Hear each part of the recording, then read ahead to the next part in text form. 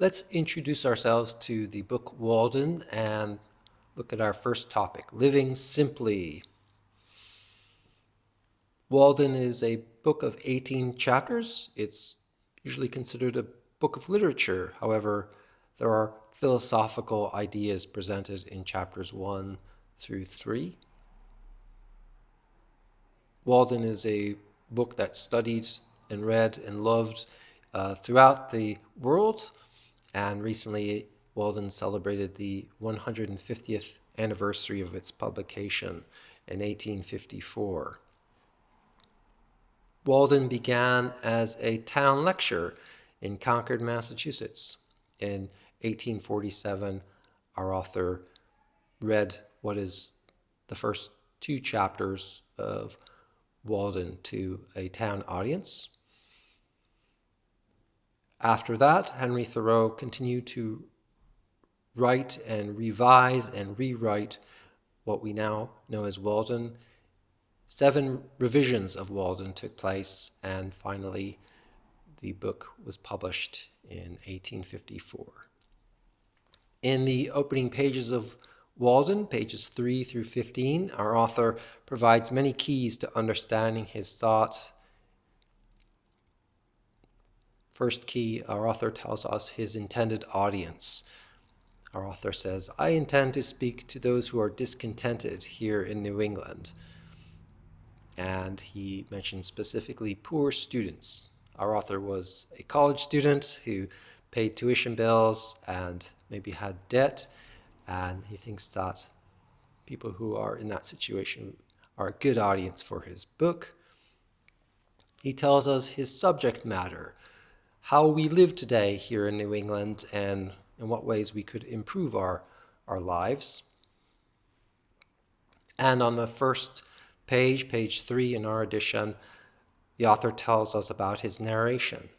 He's going to speak to us from the first person, and he's going to talk about his actual experiences. In pages 3 through 15, our author makes some famous observations about his hometown. He tells us he's walked around his hometown and all the people seem to be suffering.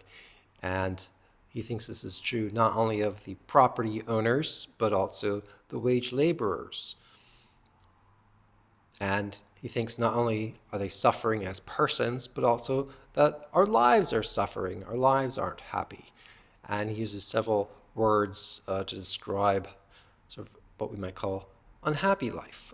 Smothered, mean and sneaking, he says, failure, and resigned. Those are some adjectives of our authors talking about what we could call bad life. Also, in the opening statements, our author says what he thinks is wrong. He gives us a kind of diagnosis of the problem that he's seeing, and it is this. Our author thinks we are overly preoccupied here in New England with the pursuit of the necessaries and the luxuries of our lives. Most beginners to Henry Thoreau's Walden appreciate this idea, and it's perhaps the idea for which our author is most well known. In short, we are overly preoccupied with the necessaries and the luxuries of life, and we ought to spend some time deliberating and thinking about what we really need in our day-to-day lives. On pages 12 and 13, our author tells us that the ancient philosophers practiced a kind of deliberation about daily life. They thought about what was truly important and necessary and what should be given up.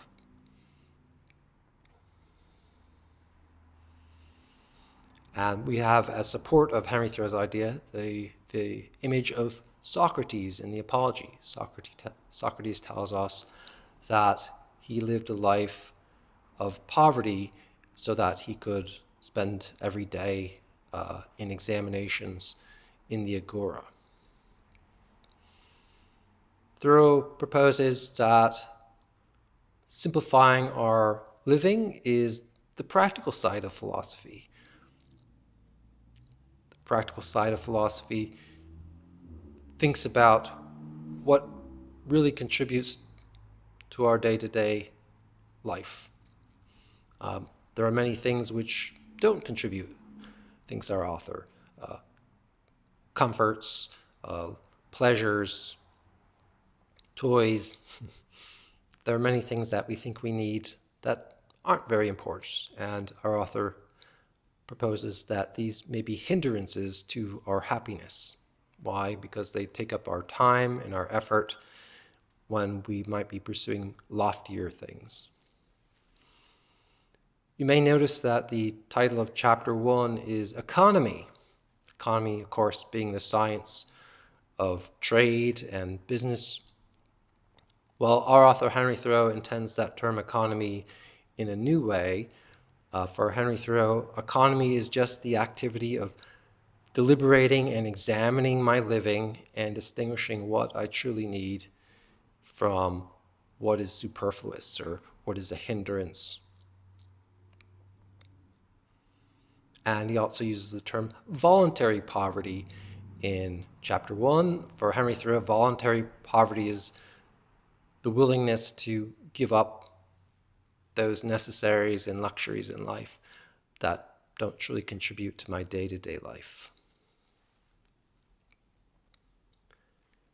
Majority of chapter 1, pages 19 to 63, show Henry Thoreau talking about many of the items of day-to-day life: clothes, shelter, food, that we're mostly preoccupied by.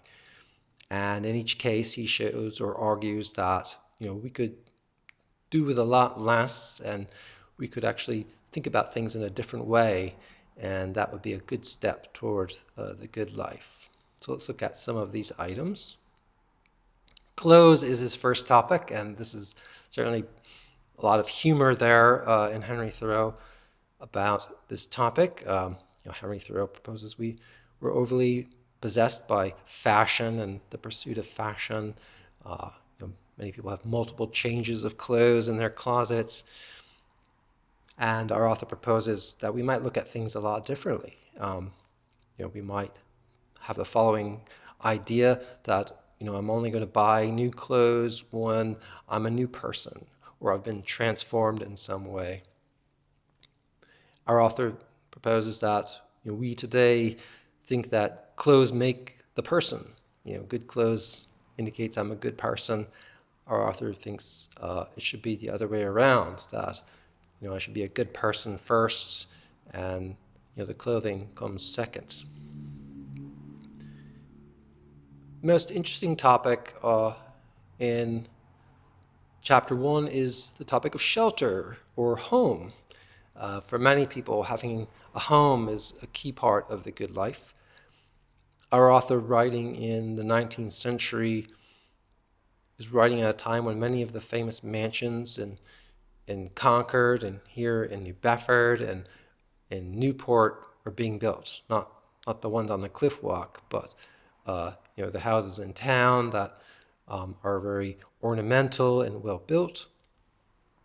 Well, Henry Thoreau was an observer of this activity, and he felt that we were overly preoccupied with our shelters, and we ought to sit down and practice economy and think about what shelters do we really need and what are some options that we're not pursuing. Walden is a long exploration of this topic, because our author shows himself building a home with recycled boards and with help from his friends in the woods. And he tells us that this safe and warm house was the best house he could ever have, with one room and some furniture. Another topic explored is our meals or diet. This is on pages 48 through 57. Our author proposes that what we would today call a vegetarian diet fulfills our day-to-day needs and leaves me time to do more important things in life.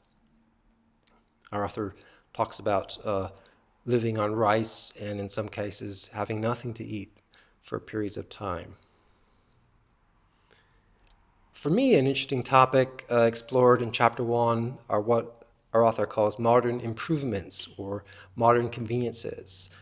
In his time, the railroad and the post and the telegraph, a new technology in the 19th century. Modern improvements are things that hasten and facilitate our lives. Our author thinks we ought to be practicing some economy and thinking about the costs of these things to our lives. Our author proposes that some modern improvements carry hidden life costs that we ought to identify, and we might therefore decide to do without some of these improvements or use them less. And finally, an important topic is work, the labor I do in exchange for wages and money. Our author refers to this important topic a few times. On page 61, for example, he says that he was able to make enough money for the year in 6 weeks every summer surveying land, something that wasn't his passion, but something he was good at because he's very mathematical. Our author in chapter 1 and throughout much of Walden doesn't talk about relationships or marriage or family. Those are important parts of our day-to-day living that we perhaps could also deliberate about. But our author has very little to say. He certainly does think that relationships, or he asserts that for him, relationships are important, but he doesn't deliberate about them.